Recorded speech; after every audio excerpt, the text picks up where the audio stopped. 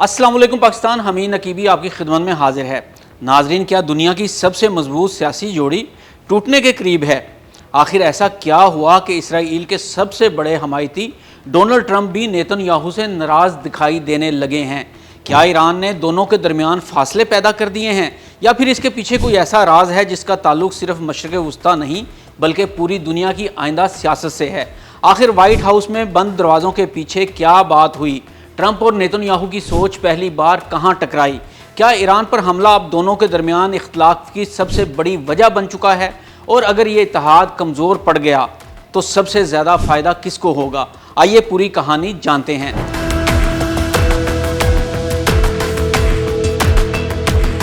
अब तक दुनिया यही समझती रही कि डोनाल्ड ट्रंप और नेतन्याहू सिर्फ इत्तेहादी नहीं बल्कि एक दूसरे के सबसे मजबूत सियासी साथी हैं। ट्रंप के गुज़िश्ता दौरे हुकूमत में अमेरिका ने यरूशलेम को इसराइल का दारुल हुकूमत तस्लीम किया, गोलान की पहाड़ियों पर इसराइली कंट्रोल को माना और कई ऐसे फैसले किए जिन्हें इसराइल ने अपनी बड़ी सफारती कामयाबियां करार दिया। इसलिए ये तासुर बन गया कि दोनों रहनुमा तकरीबन हर बड़े मामले में एक ही सफ़े पर होते हैं। लेकिन अब मंजर बदलता हुआ दिखाई दे रहा है। रॉयटर्स की रिपोर्ट के मुताबिक वाइट हाउस में होने वाली हालिया मुलाकात से पहले और बाद में ऐसे कई इशारे सामने आए जिन्होंने ये सवालात खड़े कर दिए कि क्या दोनों रहनुमाओं के दरमियान वाकई इख्तिलाफात बढ़ रहे हैं। असल तनाज़ा ईरान के मामले पर दिखाई देता है। अमरीकी सदर ट्रंप चाहते हैं कि ईरान के साथ सफारतकारी का रास्ता मुकम्मल तौर पर बंद ना किया जाए। इनकी कोशिश है कि अगर मुमकिन हो तो किसी ऐसे मुआहदे या मुज़ाकरात के ज़रिए कशीदगी को कम किया जाए जो एक नई बड़ी जंग को रोक सके। दूसरी तरफ इसराइल का मौक़िफ़ मुख्तलिफ नज़र आता है। इसराइली क़यादत का ख्याल है कि ईरान की फ़ौजी और एटमी सलाहियत को सिर्फ बातचीत से नहीं रोका जा सकता। इसराइल कई बरसों से ये मौक़िफ़ इख्तियार करता आया है कि अगर ईरान को मज़ीद वक्त मिला तो वह खित्ते में पहले से ज़्यादा ताकतवर हो सकता है। यही वजह है कि इसराइल ज़्यादा सख्त इक़दामात और हर मुमकिन ऑप्शन को खुला रखने पर जोर देता है। यहीं से दोनों इत्तेहादियों की सोच में फ़र्क नुमाया होना शुरू हो जाता है।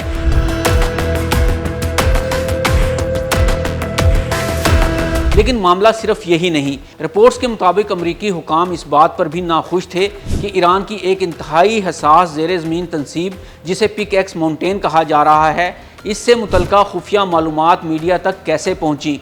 इन मालूमात ने दुनिया भर में ये बहस छेड़ दी कि ईरान की बाज़ तनसीबात कितनी महफूज हैं और अगर इन पर हमला हुआ तो इसके नताइज क्या होंगे। अमरीकी हुकाम का मौक़िफ़ था कि ऐसी हसास मालूमात का सामने आना न सिर्फ इंटेलिजेंस ऑपरेशंस बल्कि मुस्तकबिल की हिकमत अमली को भी मुतासिर कर सकता है। अगरचे किसी फरीक पर बराह रास्त इल्ज़ाम आयद नहीं किया गया, लेकिन इस मामले ने दोनों हुकूमतों के दरमियान बेतमादी की बहस को ज़रूर जन्म दिया है। इसी दौरान एक और अहम सवाल भी सामने आया। अगर अमेरिका ईरान के साथ मुज़ाकरात का रास्ता खुला रखता है जबकि इसराइल ज़्यादा सख्त कार्रवाई चाहता है, तो क्या दोनों ममालिक एक ही हिकमत अमली के साथ आगे बढ़ सकेंगे? सियासी तज्ज़ियाकारों के मुताबिक यही असल मसला है। अदहाफ तकरीबन एक जैसे हैं, यानी ईरान को मज़ीद ताकतवर होने से रोकना, लेकिन तरीक़ाकार मुख्तलिफ है। ट्रंप फ़िलहाल सफारतकारी और दबाव को मिलाकर चलना चाहते हैं, जबकि इसराइल का ख्याल है कि सिर्फ सख्त पैगाम ही ईरान को रोक सकता है। ये इख्तिलाफात मामूली दिखाई देते हैं, मगर आलमी सियासत में हिकमत अमली का यही फ़र्क बाज़ औक़ात बड़े फ़ैसलों की बुनियाद बन जाता है। दिलचस्प बात यह है कि अवामी सतह पर दोनों रहनुमा एक दूसरे के ख़िलाफ़ कोई सख्त बयान नहीं दे रहे।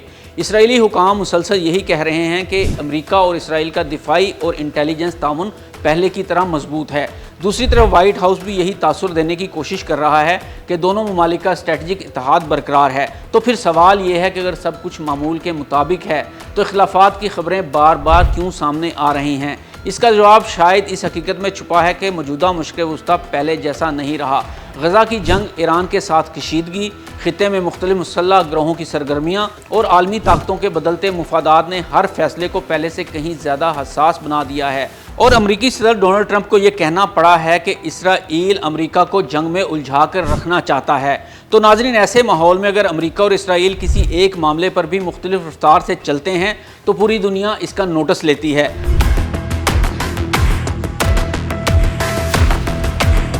अब एक और अहम पहलू को समझना भी ज़रूरी है। अगर वाकई दोनों रहनुमाओं के दरमियान फासले बढ़ते हैं تو اس کا فائدہ کس کو ہوگا؟ بہت سے ماہرین کا خیال ہے کہ ایران ایسی صورتحال کو اپنے لیے سفارتی کامیابی کے طور پر پیش کرنے کی کوشش کر سکتا ہے۔ اگر واشنگٹن اور تل ابیب ایک ہی پیغام نہ دیں تو تہران کو مذاکرات میں نسبتاً زیادہ گنجائش مل سکتی ہے۔ دوسری طرف اگر اختلافات صرف عقد عملی تک محدود رہتے ہیں اور بنیادی اتحاد برقرار رہتا ہے تو پھر اس کا عملی اثر شاید بہت زیادہ نہ ہو۔ یعنی اصل سوال یہ نہیں کہ ٹرمپ اور نیتن یاہو دوست ہیں یا نہیں، اصل سوال یہ ہے کہ کیا وہ ایران کے معاملے پر ایک ہی راستہ اختیار کریں گے یا مختلف راستوں سے ایک ہی منزل تک پہنچنے کی کوشش کریں گے؟ یہی سوال آنے والے دنوں میں مشرق وسطیٰ کی سیاست کا رخ بھی طے کر سکتا ہے۔ اب دنیا کی نظریں آئندہ چند ہفتوں پر لگی ہیں۔ کیا امریکہ ایران کے ساتھ سفارتی پیش رفت کی کوشش کرے گا؟ کیا اسرائیل مزید سخت اقدامات پر زور دیتا رہے گا اور پھر دونوں رہنما کسی مشترکہ حکمت عملی پر دوبارہ متفق ہو جائیں گے؟